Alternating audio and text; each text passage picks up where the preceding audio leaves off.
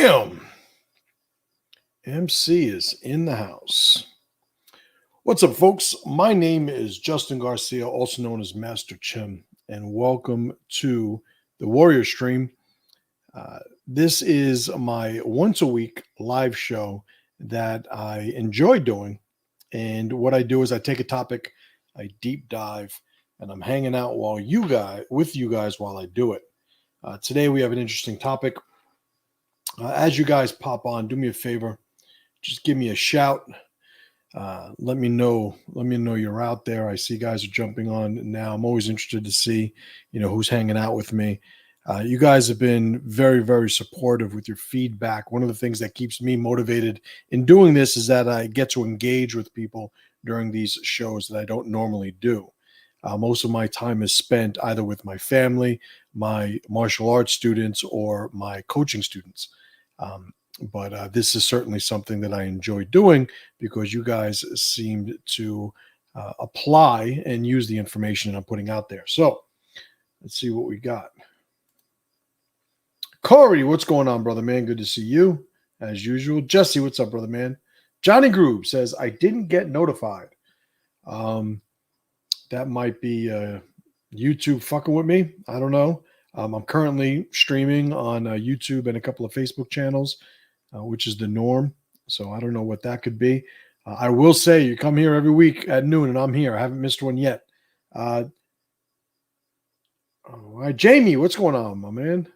My man up in Canada. And congratulations again on a new little one. Johnny Groove says, I think they're shadow banning you. I would say I think they are still shadow banning me. Years ago, this is a good segue. Years ago, I realized that this was not going to be the playground of ideas that I thought it was going to. And I started moving people to my email list so I could stay contacted with them there. If you are not on my email list, you are fucking up. You can go to masterchim.com/email and opt in there. There should be a link down in the description, whether you're watching on Facebook or on YouTube. We just finished a pretty solid, I got some great feedback, at least, countdown list. Every once in a while, I do a top 10 list or some sort of list of some sort. And I enjoyed this one. It was why men today would rather cry than fight. And I gave you 10 solid reasons for that. And I enjoyed writing that. I had a lot of fun doing it.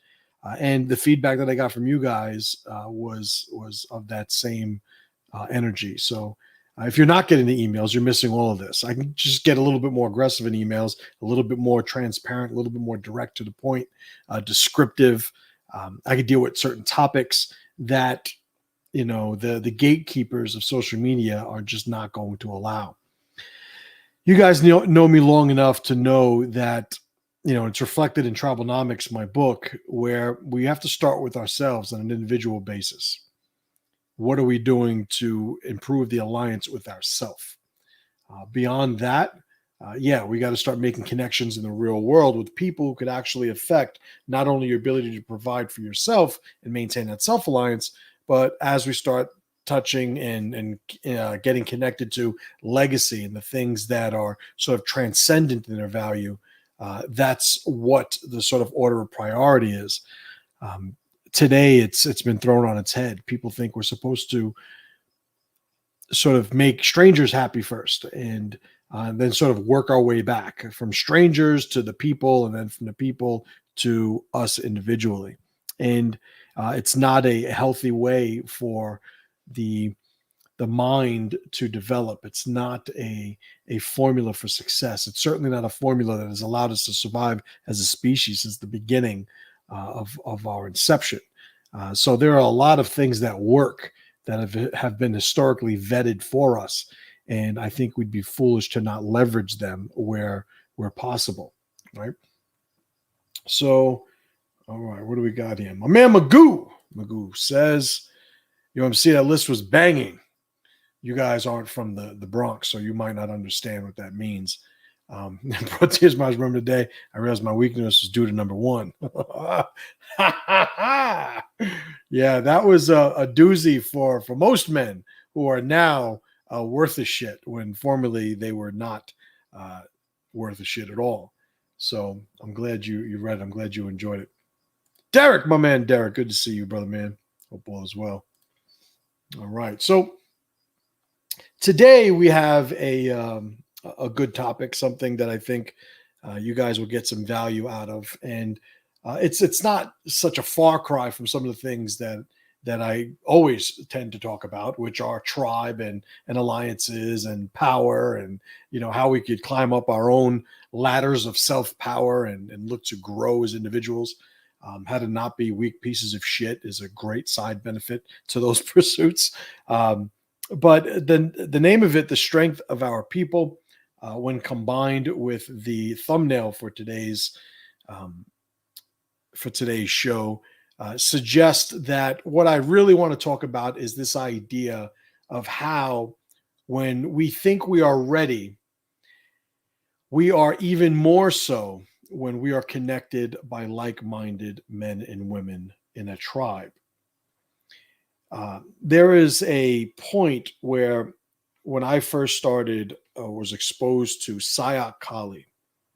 Sayak Kali is a family-based Filipino martial art, and probably the single greatest martial art that an individual could learn. And I say that being a jiu-jitsu black belt, a judo black belt, a former fighter, professional fighter, MMA fighter, that is, former amateur fighter too, I guess. I used to knock motherfuckers out. But I'm not saying that, in other words, from this sort of just biased, I've only ever been exposed to that, so that's the thing, like everybody loves their mother's cooking, right? That sort of thing. It's really, I was a grown ass man with the martial arts school and a lot of the accolades that I have now when I first took a Sayak class. And when I was first exposed to it, one of the things that was most impressive to me was the mindset and the logic that was applied to everything that they did, right? I've said that anything that you do repetitively should have a formula attached to it that we're always looking to improve upon, right? But the first person to say that, there are whole cultures that are dedicated to this idea of just being better at what it is that we do. Sort of the more you do something over and over again, the more accountable you should be for being able to display some sort of improvement, right? Some sort of progression up a skill ladder, right? Or maybe just an understanding ladder, a wisdom ladder, right? Bill, you'll often hear me say, instead of, you need to learn this, I will say you need to build a relationship with this, because sometimes what we label learning is not as linear as we want it to be, right? Do this, then this, then this, right? I'll use to demonstrate that jiu-jitsu and the 5 belts in jiu-jitsu, white, blue, purple, brown, and black. The first time I submitted a black belt, I was a blue belt. As a black belt, the lowest belt I was submitted by was a blue belt. There's just a certain point where, if you're exposing yourself to training, like where these linear sort of designations are concerned, they don't necessarily apply to the thing in the real world being practiced organically without those artificial, categories and labels.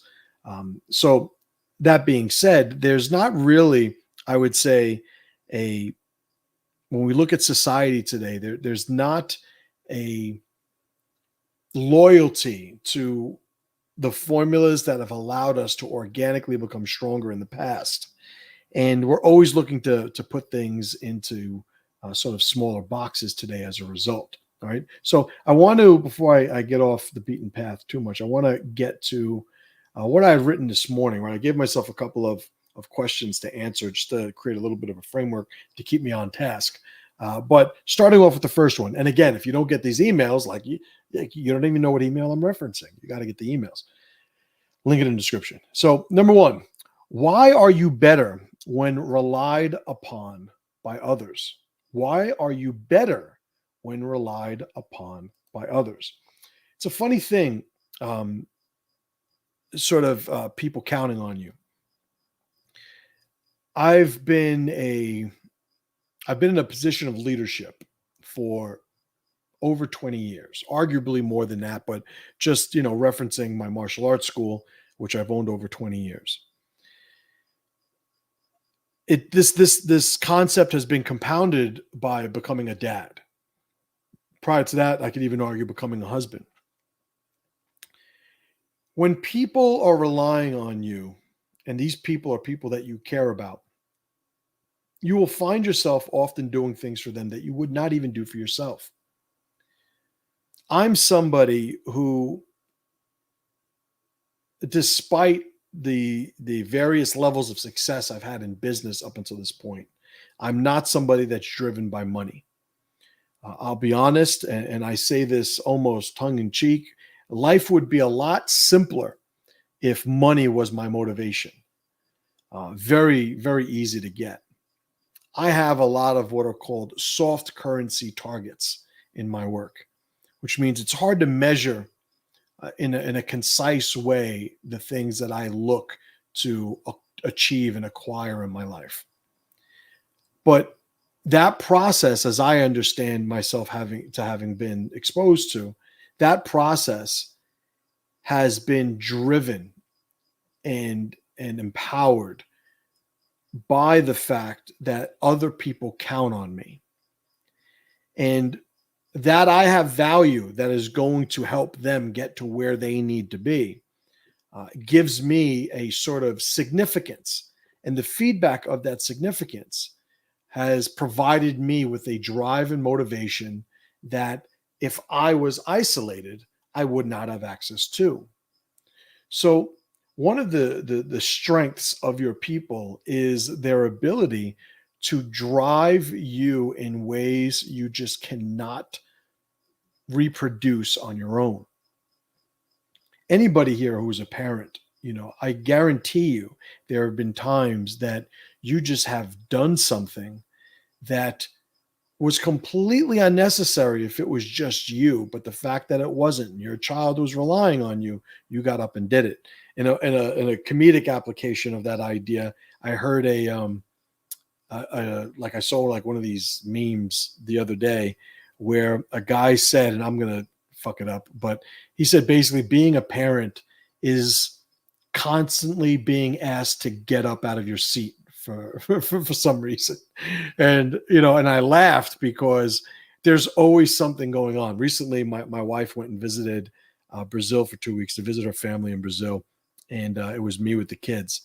And, my wife, like, holy shit, not that I ever forget what my wife does every single day for my family. But if I had, like her going away for 2 weeks was as thorough a reminder as it gets. And if I could summarize those 2 weeks and what it was never being able to sit down, so I completely get it. Now, when she's here, she takes that huge load of responsibility off my shoulders. And now, I have a lot more time to ponder and pontificate over the things that allow me to be me and do what I do. But a lot more time to sit down, in a general sense. So I think there is something to be said for just the motivating aspect of being connected to a people who are counting on you, right? The next question I put, what are the costs of surrounding yourself with nice guys, right? So if you guys are not familiar with the term opportunity cost, it's sort of like what you are removing the opportunity of acquiring and the value of what that opportunity would have been for you had you acquired it. If I go left, I get a new car. If I go right, I get $10,000. If I go left, I get a new car, but at the cost of the opportunity to acquire $10,000. So the opportunity cost for getting that car is the $10,000. Now the opportunity cost and what my return is one that I see as positive. So I could bear the cost of the opportunity. Not everybody operates with that sort of understanding or looks to apply that logic to the people they surround themselves with. There is a cost to being around the people that you're connected to. It doesn't matter who they are. It doesn't matter how compatible or otherwise they are, how functional or otherwise, how strong or weak they are. There is just a cost. And we understand we're always willing to spend a cost if it is an investment and not a waste. Getting back to the question, what is the cost of surrounding yourself with nice guys? So I decided to sort of hone in a little bit more on this idea of nice guys and what that means, obviously wanting to make a point about the cost of doing so. Nice guys are people who are very agreeable, right? People who don't want to rock the boat, who don't want to be responsible for adding friction to other people's experiences. They want to go along to get along. They're not somebody who necessarily stands for much, so they spend a lot of their life sitting down.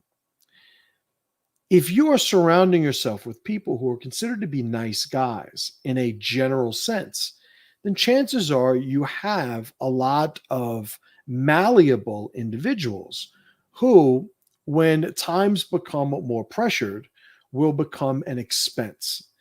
They will become, in some cases, a liability. I had a friend, and I just referred to him this morning on my mastermind call. I won't say his name here. I said it on the call, but a little more of a close circle. But I had a friend. There was one time that I've been jumped in my life, right? And some of you guys, I've heard this story before, but I'll go over it quickly. I was in 8th grade, I believe. Might have been 7th. No, I think it was 8th grade. And we were going to a hooky party, right? We're cutting school, a bunch of my classmates and myself. And I had to cut through. I was in John Philip Sousa Junior High School on Baychester Avenue in the Bronx. And we were cutting through Edenwald projects to get to this girl's house who was hosting the hooky party, right? And if you guys don't know what a hooky party is, I mean, you must be living under a fucking rock, but I don't know. I just assume everybody acted like we did in the Bronx. We were fucking crazy people. But you basically just not go to school and, you'd go to somebody's house whose parents were usually at work, right? And this girl, Debbie, that was her name, Debbie, she's the one that had the hooky party at her house. And my buddy, right, I won't name him, but my buddy was escorting me, right? We're both going to this party, and we walked through the projects when we were confronted by, 10 belligerent youths, right? I was 8th grade, so I'm probably 12 at this point, right? My youngest son's age is probably 12. And the kids who were in this group of ruffians were probably ranging in age from my age to about 16, 17, right? There were some bigger kids there. And they got in my face and were like, who the fuck are you? And now here's the thing. The guy that I was with, he lived in the Edenwald project, so they knew who he was. When they confronted us, they were at first fucking with him. And I actually stepped in and was like, hey, listen, we don't want any problems. We're just trying to go. We'll get out of here. We're not trying to have any issues, which focused them on me. At which point my buddy right, decided to hightail it down the block, leaving me with this group.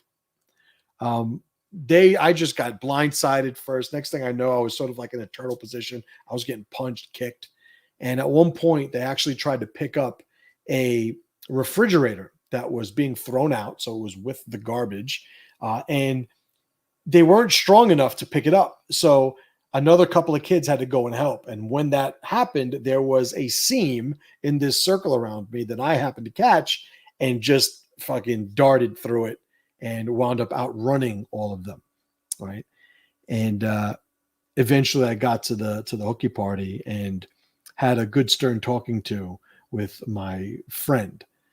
Well, here's the thing. Up until that point, he was a nice guy. He was smart. He was funny. We had a lot in common. But there was never a real understanding of what his deficiencies could be, because up until that point, we had never really been exposed to some sort of pressurized situation that would reveal for the first time exactly what he was made of. Now, it's not to say that I should not have been friendly with him prior to being exposed to that sort of environment or scenario, but I should have understood the limitations of the alliance, having not had some sort of vetting occur at that level of intensity up until that point, which means I should have enjoyed the alliance I had with him, but I also should never have expected more than he's proven himself to be capable of. It was obviously not the case, because the last thing that I expected in that situation was for him to leave me alone after sticking up for him, mind you. So I think when we look at people that we're surrounded by that we consider to be nice guys, I'm not saying these people aren't going to stand by you, if shit hits the fan. What I'm saying is if you haven't seen it, you don't know that it's so. And your reliance upon them and the expectations that are given to them by you should reflect the level of vetting that you happened to have enjoyed up until that point, right? So I hope that makes sense, right? John Saxon, what's up, Donald? Good to see you. All right. Next question I put in the email. Why is the loner a loser? Why is the loner a loser? Well, here's the thing. A loser is somebody who has a losing formula. Everybody could take an L, right? And it's something to like, if I eat a salad, that doesn't make me a herbivore, right? If I eat a steak, it doesn't make me a carnivore. There are conditions of experiences that do not necessarily monopolize the label of the identity, right? Or the nature of the identity more generally. If somebody loses, it's somebody who has lost in that particular transaction. They would be the loser just to be compared to the winner. But when somebody is a loser in a general sense, it means that their identity reflects losing formulas. When they play, they lose, right? That is a loser. Why is the loner now a loser? Well, based on the context that I just added, the loner is a loser because he is running a losing formula. You see, what persuades or fools men into thinking that a loner position is a powerful one is because they don't have the liability of people counting on them, right?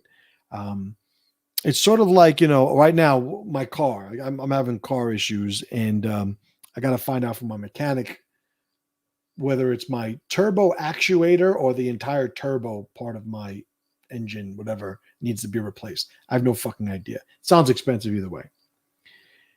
For me, it's like there's a liability that comes from having a car, that it's like somebody will hear me in this situation and say, oh, well, that's why I just take the train. And it's like, yes, if you take the train, you will never have to replace a turbo or turbo actuator in your car, I guess. But you also never get the benefit of having a car, right? And a lot of times loners define the value of that lifestyle by what liabilities they don't have, with absolutely no regard for the benefits of what they're missing, or, to reference something mentioned earlier, the opportunity cost of being a loner. I'm right now 49 years old. I've been married for over 20 years. I have 4 incredible kids. Like, I have a legacy that is pretty fucking developed at this point. A whole bunch of things could happen to me on an individual level. And, what I've invested, into the sea of the universe, is significant, that I would argue it's damn near going to sustain itself at this point. The value of having a legacy and having sort of invested in that, it's sort of like the guy who's been putting away money, in some sort of retirement, package or vehicle or product, some financial product. And he gets to the point where he's now not working anymore, and he doesn't have to because he has all this money that's now coming back in terms of the return. He put the work in, and now he gets to reap the rewards of it. Well, the thing with being a loner is that legacy is something that is a very high obstacle to clear. If you had a guy like, let's say, Elon Musk, and he's got a ton of kids, right? But let's just say he didn't have any children. It's like, yeah, okay, his legacy is pretty solid. Why? Because he's created and done all the things that he's done. There are plenty of people that you can look at and look at an invention they had, or some sort of body of work, or art, or some innovative mechanism that they introduced that will have their name be spoken for generations to come. That is a tall order if you don't have a tribe. And then you could say, well, it's not my job to live for other people. It's not my job I don't care about what happens once I'm gone, which is fine. That's absolutely right. But as a species, we'd be dead if everybody thought like that, right? So we always have to understand, well, sure, you're not being approved by my criteria, and my criteria doesn't matter, but whose criteria does to you? Meaning, if you're not winning by my formula, why even bring it up? Why does it even bother you that I don't approve of the legacy that you've yet to create? So you'll have a lot of people that understand this on some level, even if it's just only a subconscious one. But it's really, if you're being alone, you are not even leveraging the full capacity of what we evolved to be and do as humans. We're tribal people, right? We are group-minded people. There are elements and aspects to who we are at an individual scale that will not be activated or engaged if we do not have other people there.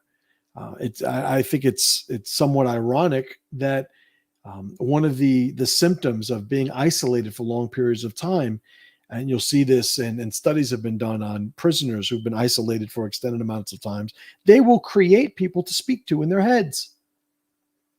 It's just a component of our identity. Oh, yeah, but I know this guy, he lived in the woods for, 30 years without, I guarantee you this motherfucker was talking to frogs and deer and bear and trees and the sun. And we cannot just dismiss that aspect of who we are. We need that sort of feedback, right? How do we know what our voice sounds like if there's never a reason to speak, right? And I mean that more figuratively than literally, right? So there's a point where I think when you're looking at the strength of your people, the context is, for the purposes of this talk, it's your strength that are held by your people, right? Meaning access to a strong group of people is going to allow you to access a strong amount of your potential, right? Strong aspects of your personality and such. So it's not something that I think people really have to deal with today a lot. In a modern society, you guys have heard me rail on about this. You have an aquarium in society, right? Just like we take an aquarium, a tank, and we put water in it. We decide, okay, we're going to put these types of rocks, and we're going to put a plant over here, and we're going to put the little fucking the little deep sea fucking fisherman dude with the tank hat and all that stuff. We're going to put him over here with the bubbles, put the little treasure chest over, and then we say, okay, we're going to take these types of fish and put them in there, and we're going to feed them at this hour of the day. We're going to reintroduce this type, or, oh, this guy died, we're going to take him out and maybe replace another one, maybe put a different type of fish, breed of fish in once this one died, like whatever. There are all these variables, and you can have as many variables as you want, but they're never going to be as many variables as nature, number one. And number two, we're also never going to have control over our lives the way we, in a natural sense, in a natural state or setting, than we would in an aquarium. So the very nature of the fabric of one's experiences in an aquarium is founded on an artificial decision-making process by other people. Might not be one person. It's obvious. It might be many people over generations, but it is artificial nonetheless. One of the reasons that I know this firsthand is growing up in the Bronx, I was a very capable individual, meaning I knew how to get to where I needed to go. I knew how to socially navigate the various environments that I was exposed to during the course of a day. I knew how to acquire a job and the resources that go along with it. I knew how to leverage that into paying for things that I needed. I knew like how to get a girlfriend, how to go to the movies, I knew how to function in an urban environment. You drop me in the middle of the woods, I was damn near fucking useless. Well, here's the thing. How many, millennia had we evolved in the woods or some natural setting like the woods when compared to an urban environment? I was an insect by Heinlein's criteria in that I was a product of specialization. I knew how to thrive in a very specialized artificial ecosystem. I remember when it came to the idea of firearms, right, of guns. To me, growing up in the Bronx, only the good guys and the bad guys, the cops and the robbers, like those are the only ones that had guns. Well, regular people need guns. Well, we don't need that. That has nothing to do with us. This idea, the notion of why the Second Amendment was created, I had no point of reference to really qualify that as being realistic or sensational or what was usually the narrative. It was just obsolete altogether. Oh, that's those old rich white men from hundreds of years ago. That was for muskets. And it was just too easy to agree with because there really was no perceived real world pressure to come to a better conclusion. So you just went along. And that's what happened when you were raised in these artificial environments. You just understood, well, there are some things you couldn't control that were controlled by other people. And you just lived your life according to the decisions that they made. It's a very, very, I would say, tragic circumstance in human evolution, right? Even now, you look at people in other countries, they don't have the same mindset that Americans do when it comes to concepts of liberty and freedom. And I'm generalizing here. I'm just saying in the general sense, obviously there are individuals who qualify, as being more, obsessed with liberty and freedom than the average American around the world. But for me, it was really, coming to terms with just how artificial an environment I was trained to thrive in. Just being exposed to people here, and I was talking about this earlier in my mastermind call. Like there are people that I'm exposed to here that come from different cultures where things like small talk and niceties and funny stories and just filling the air with sound, when you're spending time with people, that's just not what they do, and my mechanic, he's probably Eastern European. I'm not going to shout him out, but if I had to guess, I think he's Polish, and not much for small talk. Not a very personable type of individual. But here's the thing: super professional, nice enough. Ally, has value. Like I don't think, oh, maybe he doesn't like me, but like no, I know that's just how he is. But I know in a natural world, there are people of all sorts of cultures that we would need to be able to engage and understand that is just the way they are, and not sort of come to conclusions that we shouldn't be just because of the offset of how they do them compared to how I do me, And I think in an artificial environment, we don't have that same understanding. We don't have those same levels of certainty whereby everything's okay, even if the stranger isn't nice to us.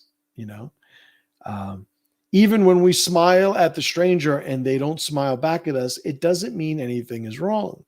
There needs to be an understanding of self. And again, that's the strength of having a people. When I go and interact with people outside in the world and somebody doesn't like me or somebody's rude or in a bad mood, I don't care one bit, because I know these people are not a priority for me beyond the scope of what it is we happen to be dealing with at the point. A girl's rude while or indifferent while being a cashier. I don't care. Just let me buy my stuff. Give me the bag. Like, all right, have a nice fucking day. And you keep it moving.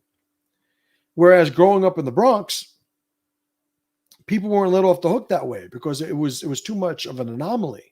Like, well, what's wrong with you? Well, why are you keeping secrets? Why are you being rude? And why do you have an attitude? And we just needed everybody to conform. People who aren't even part of our social circles.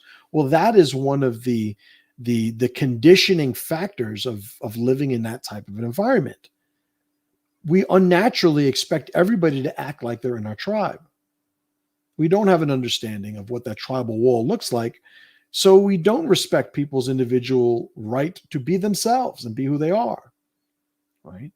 And I think the consequence of not having a tribe isn't felt in those artificial environments, right? When you're somebody who grows up in the city, you look at the feminist, we don't need a man.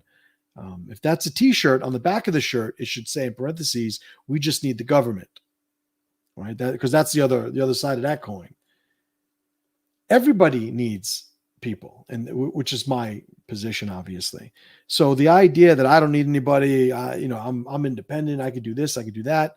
I don't think, number one, it's accurate, and beyond that, I don't think it's useful, because it's if anything a declarative statement that incentivizes people to think that is where we should be heading toward. To the point where we're completely just so self-absorbed that we never have to connect with anybody. I would say the highest form of that is being in the pod, in the matrix, right? It's like, yeah, we're completely separated now. And I think it's just a limited way of looking at one's potential. And it's certainly not vetted in any winning formula we've observed in history, right?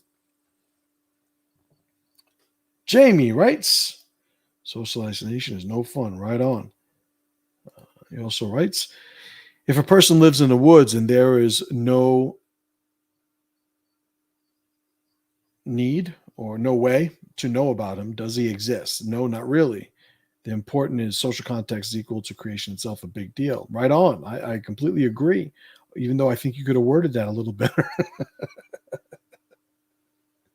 Yeah, but that's the thing. It's, like right now, and I've done this before. It's a little crass, but right now, if you sit wherever you are and just listen, you'll hear a baby starving to death somewhere in the world.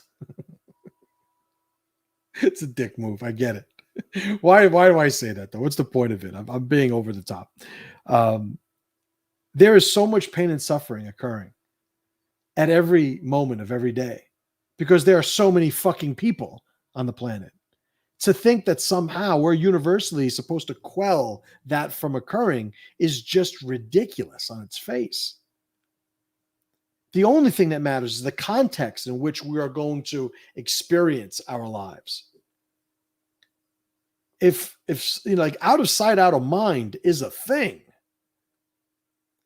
When I said years ago for the first time on a podcast, and this is, I think, one of the first podcasts that I noticed I was getting shadow banned, I said, I don't give a fuck about the kid in Africa with the flies going around his head.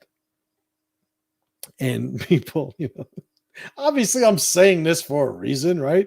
To get a reaction, because I want people to go, what the fuck? But my point is, the reason I don't give a fuck about that kid is because I run out of fucks way before I get to him. Of course, I would never want to see a kid there with flies going around his head not help him? Like, I'm not a fucking psychopath. But one of the things that allowed me to be more effective in not only my alliances, but also my understanding of what my purpose is understanding the wall of tribe. That is the natural context that we should be building our identity around. It's who matters, and then who matters less, and then eventually who doesn't matter. Because all of it, the back of that t-shirt is to me. Who matters to me? Who matters less? To me. Who doesn't matter? To me. And then it becomes to us. Right? But once you remove the condition or the context, it becomes, it's like things that teenage girls talk about when they're trying to, create world peace and solve world hunger or some shit like that. Like, it is just an exercise in is an imaginative nonsense, but real world applications, you're not going to find one, right?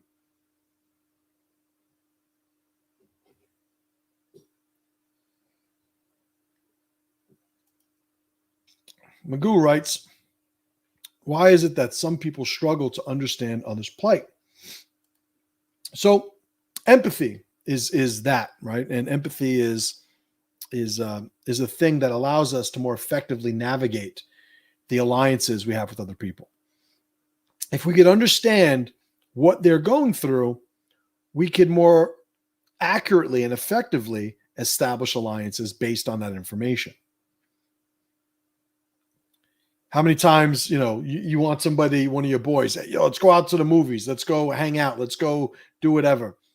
And their mom died, or, something happened to them and they're just in a fucked up mood, and you never should have asked them,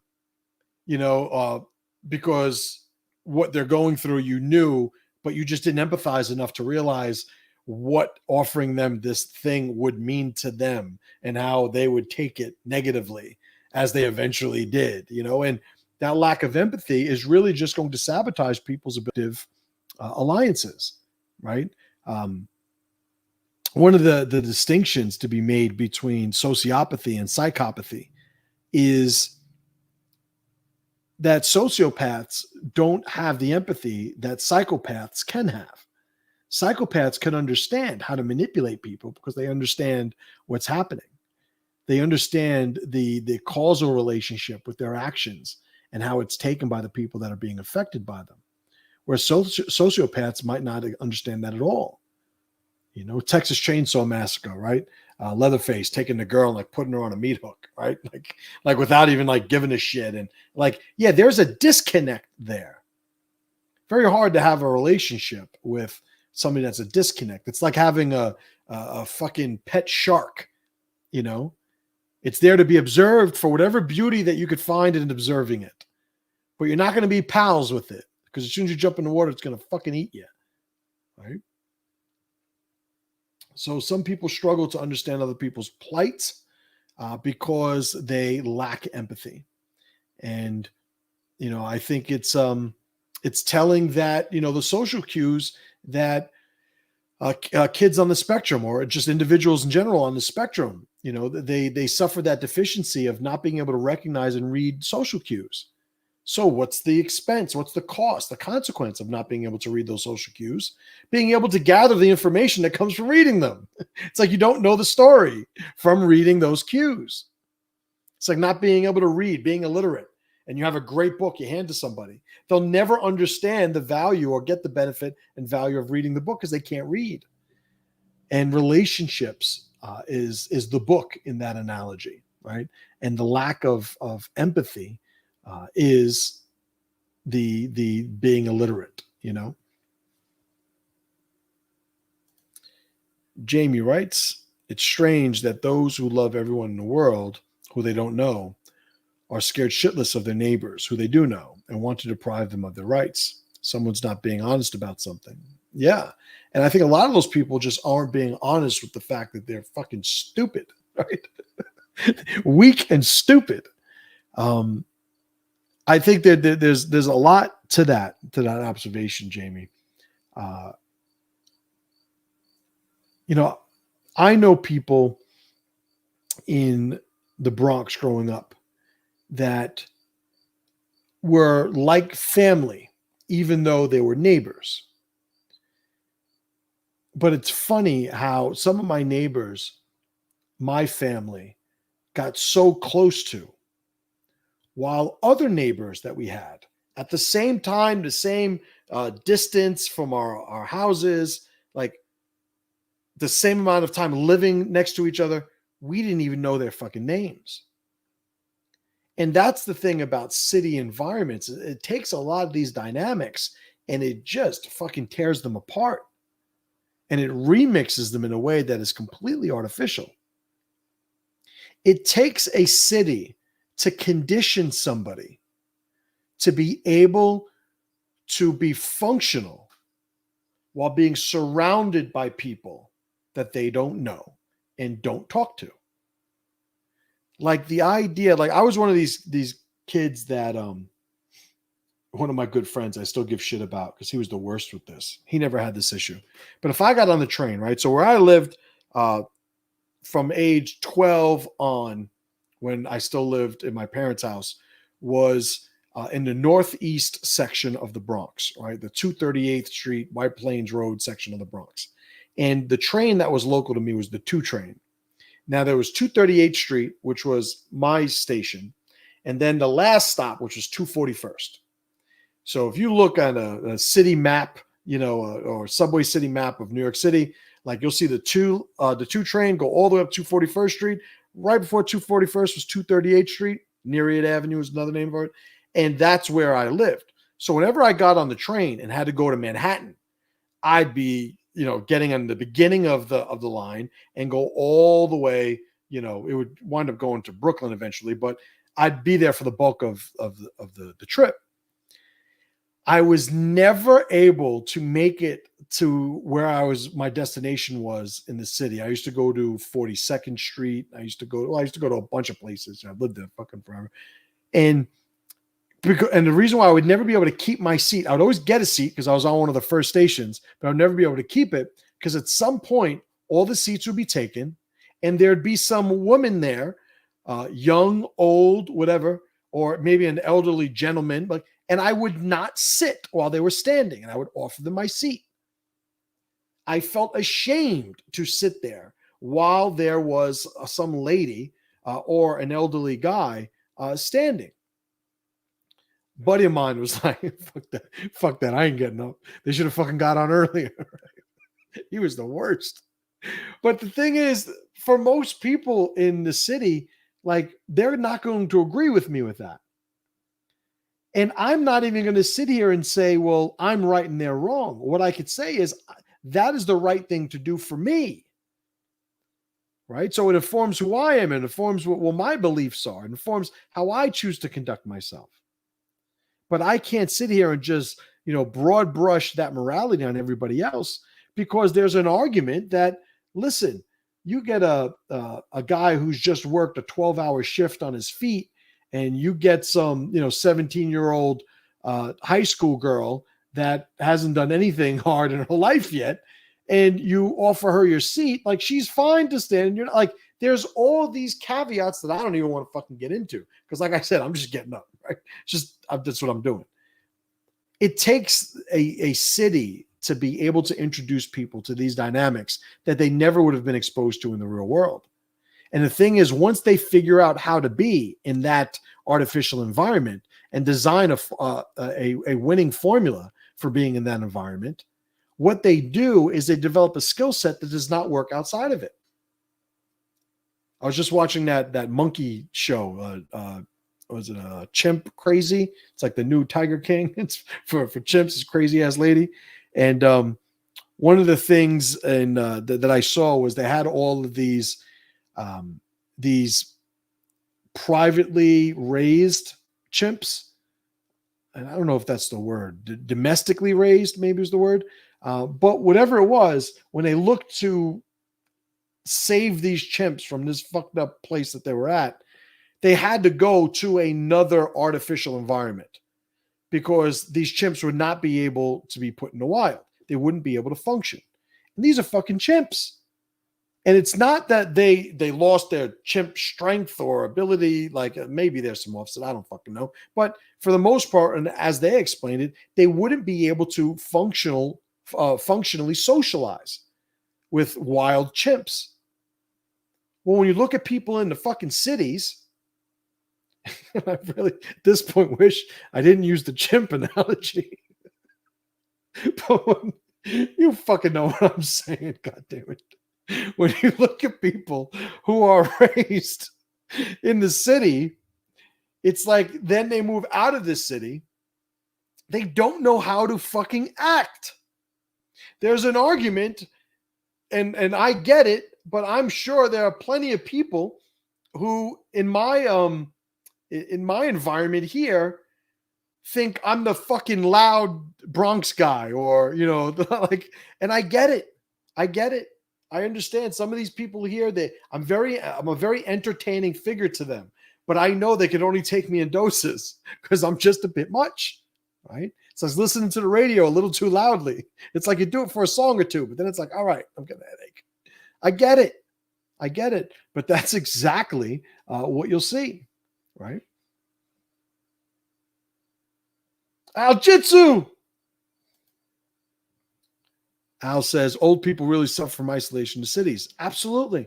And it's funny too, because we could get a little more specific to it, because people who are old now come from generations that were not as diverse and artificially diverse, which means there were a lot more people like them in their communities, the people who are old now. So now, as they have less outlets socially, the proximity of their social environment becomes more and more foreign to them. So, it just compounds the isolation, right? But the nature of being in cities, it's like, how many times, like right now, if you heard an old person died 3 blocks from you, and you're in New York City, there's fucking 300,000 people from here to there. It's like there's too many people to care all that much. So you get conditioned to just not give a shit about people. And you don't give a shit about people long enough. Where goes the empathy? How do you practice empathizing with people if you are practicing disproportionately not empathizing over people, right? It's a very unnatural environment, and we suffer the consequences of being exposed to it, right? Jitsu says, wherever you find a community center, church, or a jungle gym, so you don't become a weirdo, right? My man. Corey writes, if you take a pet to a nursing home in any city, you'll see those people light up, starved for contact. That's right. Absolutely right. Absolutely right.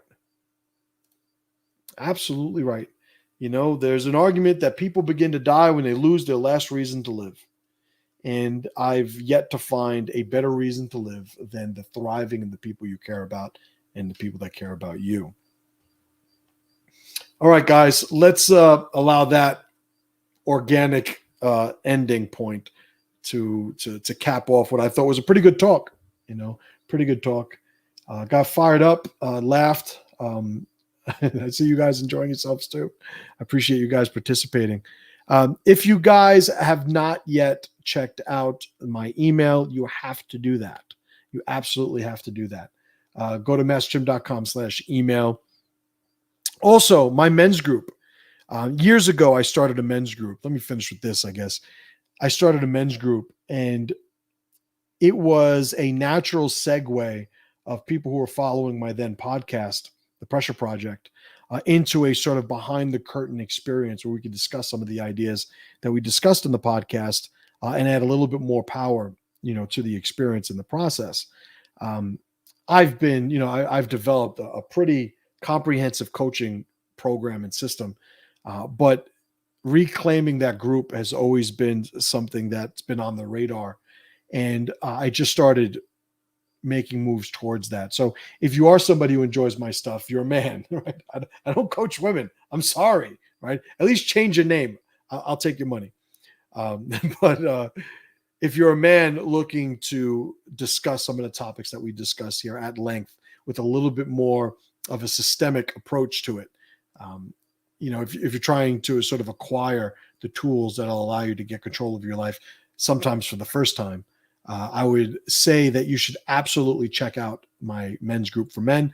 If you go, that's redundant, I know, 3roadsgroup.com is the URL that sends you right there. There's also a link for my men's group, which is the specific link for it. There's more information there. So if your interest is piqued and this sounds like something you want to do, absolutely check it out. There's actually a 30-day money-back guarantee on membership. So you join for a month, have access to everything, participate. If after a month you don't like it, I will, because there's no contracts, so I will actually give you your money back after 30 days.